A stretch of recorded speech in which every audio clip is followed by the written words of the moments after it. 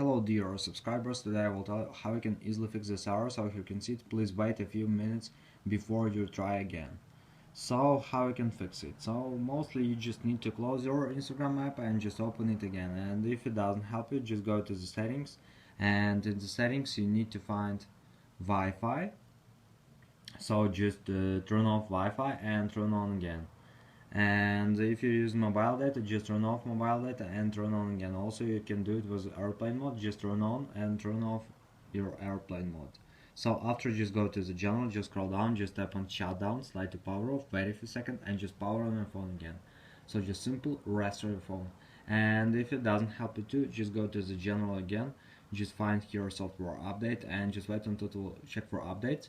So if you see here available update, just download and install them on your iPhone. So this is a way how you can also try to fix it. So thanks for watching, have a nice day, subscribe to my channel, click like, and goodbye.